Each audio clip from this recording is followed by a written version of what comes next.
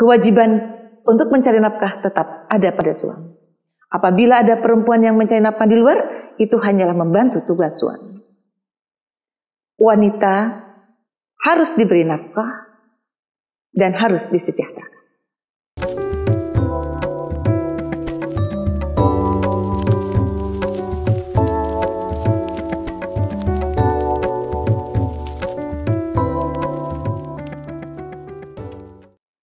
Baik, kita lanjutkan. Yang ketujuh, perempuan solehah itu lebih baik daripada bidadari surga. Di dalam hadis Rasulullah SAW mengatakan, perempuan berjenis manusia asal dunia lebih utama daripada bidadari surga 70.000 kali lipat. Luar biasa.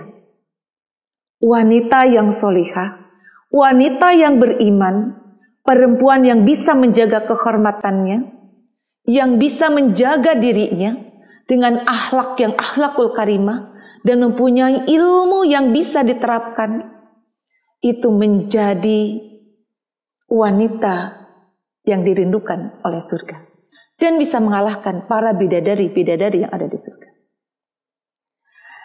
Baiklah, dan untuk yang kedelapan, kemuliaan yang diperoleh dari wanita, yakni dapat masuk surga dari pintu manapun dengan ketentuan sesuai dengan hadis Rasulullah SAW yang menyatakan, idza shalat al-mar'atu khamsaha wa shamat sahraha wa hafidhas farjaha wa ta'as zawjaha qila laha udkhulil jannah min ayyi abwabil jannah syi'at.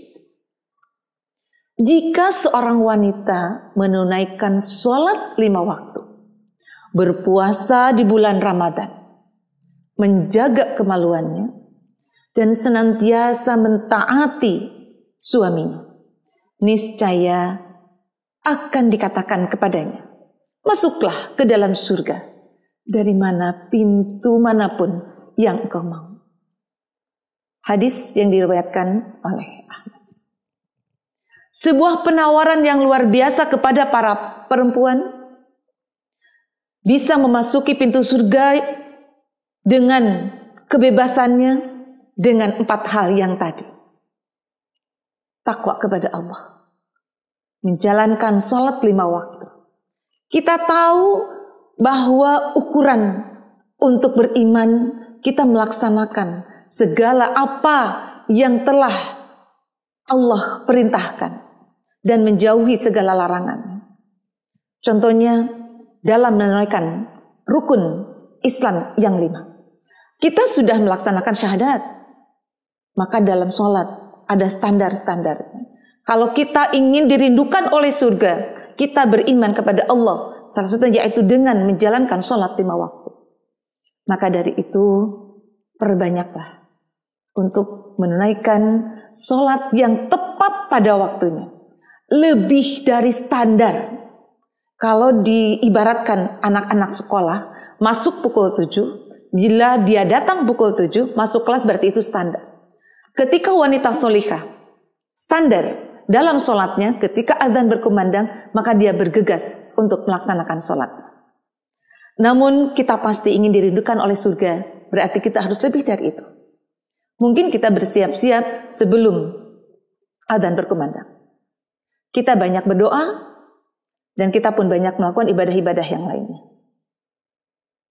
Kemudian berpuasa di bulan Ramadan seperti yang kita laksanakan pada bulan sekarang, pada hari ini. Dan menjaga kemaluan, kehormatan kita sebagai perempuan. Dan yang paling dirindukan, yakni kita taat kepada suami. Mungkin nomor 1, 2, dan 3 kita bisa melaksanakan. Tapi yang nomor terakhir ini mungkin kelihatan mudah, tapi sangat sulit untuk dipraktekkannya. Baik sahabat Assalam, kita laksanakan kemuliaan yang ke-9, yakni kemuliaan untuk perempuan adalah sifat kekhususan yang dimiliki oleh perempuan dan tidak dimiliki oleh laki-laki. Di dalam Al-Quran disebutkan bahwa perempuan itu disebut dengan unsa, disebut juga dengan mar'ah, bisa disebut juga dengan nisa. Karena perempuan memang mempunyai kekhususan yang tidak dimiliki, yakni yang pertama, perempuan bisa mengandung, perempuan bisa melahirkan, dan perempuan bisa menyusui. Semua itu tidak dimiliki dan tidak akan mampu dilakukan oleh laki-laki. Perempuan disebut juga mar'ah, karena perempuan memang senang dengan keindahan, senang dengan kecantikan. Dan disebut juga dengan nisa, karena senantiasa perempuan selalu mencurahkan perasaannya. Nah, dari sifat-sifat perempuan ini, seyogianya kita bisa memaksimalkan keutamaan-keutamaan, kemuliaan-kemuliaan yang dimiliki oleh perempuan. Terutama yang tadi, yaitu bisa mengandung, bisa melahirkan, dan bisa menyusui. Saat mengandung, maksimalkanlah ibu yang sedang mengandung. Semaksimal mungkin banyaklah beribadah kepada Allah Subhanahu wa taala, karena itu merupakan pondasi yang pertama, energi positif yang diberikan kepada janin. Ada sebuah penelitian, kalau seorang ibu melaksanakan kegiatan-kegiatan atau ibadah-ibadah, maka 75% itu akan ditularkan. Akan ada gen yang mengalir kepada buah hatinya yang ada di dalam rahimnya. Dan ketika melahirkan, begitu perjuangan seorang ibu, dia atau seorang ibu mempertaruhkan jiwa raganya antara hidup dan mati. Maka seandainya perempuan yang sedang melahirkan itu adalah wafat, maka bernilaikan mati syahid. Sahabat Assalam, 9 keutamaan dari perempuan sudah kita lewati. Dan sekarang menginjak ke yang 10, yakni diberikannya pahala setara dengan bertahun-tahun lamanya beribadah. Luar biasa. Allah memberikan kelebihan, kemuliaan kepada perempuan. Contohnya untuk mendapatkan derajat yang tinggi oleh Allah Subhanahu wa taala itu, ataupun pahala-pahala yang diberikannya, yakni apabila seorang ibu, seorang wanita bisa melayani suami tanpa khianat. Beliau akan mendapatkan pahala 12 tahun dalam melakukan ibadah sholat. Tanpa itu. Juga perempuan atau wanita yang meninggal dalam keadaan diridhoi oleh suami, maka insya Allah dia akan masuk surga. Sebuah bukti lain bahwa kasih sayang Allah yang tak terhingga kepada para perempuan. Dan yang ke-11, wanita atau perempuan, ini terutama seorang ibu, derajatnya ditinggikan lebih tinggi sampai 3 tingkatan dibandingkan laki-laki, terutama ayah. Perempuan juga dimuliakan dengan cara ditinggikan derajatnya itu, terutama oleh seorang ibu. Sebagaimana Rasulullah SAW pernah bersabda, beliau kedatangan seorang pemuda.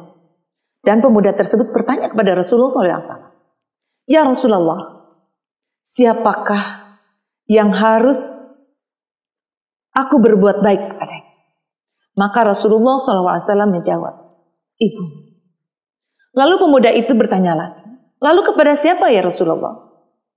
Maka Rasulullah pun menjawab, ibu. Pemuda tersebut bertanya kembali kepada Rasulullah, lalu siapa lagi ya Rasulullah? Rasulullah SAW tetap menjawab, yang harus diutamakan berbuat baik adalah ibu. Beliau sampai menjawab 3 kali dengan kata ibu. Lalu pemuda tersebut bertanya kembali, lalu kepada siapa lagi ya Rasulullah?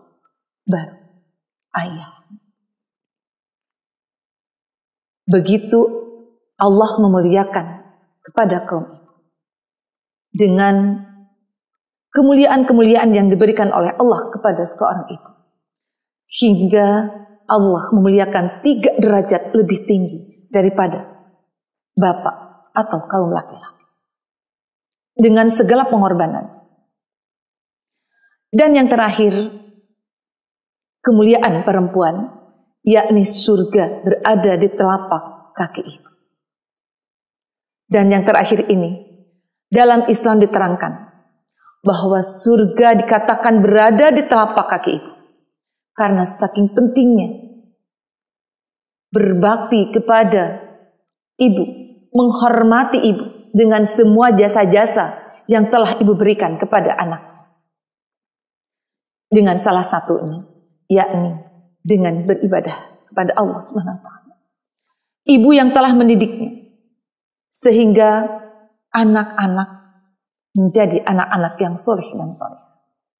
Ibu yang telah mengandung, ibu yang telah melahirkan, dan ibu yang telah menyusui, ibu yang telah mendidik. Tanpa henti, tanpa ada rasa kesal, dengan ikhlas.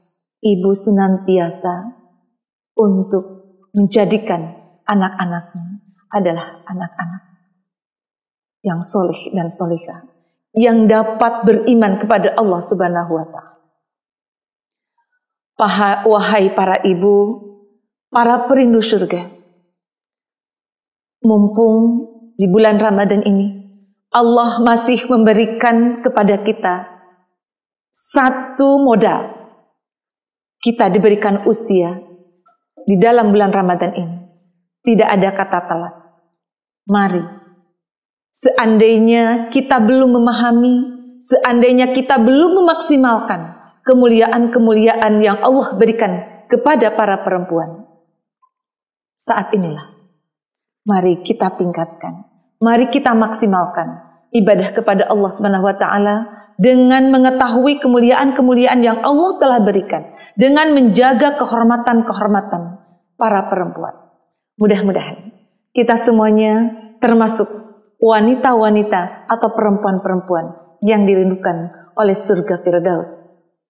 Demikianlah kajian tentang Islam memuliakan perempuan dengan 12 buktinya. Semoga bermanfaat dan barokah untuk kita semuanya, khususnya untuk para perempuan. Dan semoga dalam bulan Ramadan ini kita diberikan kesehatan lahir dan batin. Semoga dilindungi oleh Allah Subhanahu wa Ta'ala, serta mudah-mudahan segala amal ibadah kita diterima oleh Allah Subhanahu wa Ta'ala. Rabbana taqabbal minna innaka antas sami'ul alim wa tub 'alaina innaka antat tawwabur rahim. Rabbana atina fid dunya hasanah wa fil akhirati hasanah wa qina adzabannar. Walhamdulillahirabbil alamin.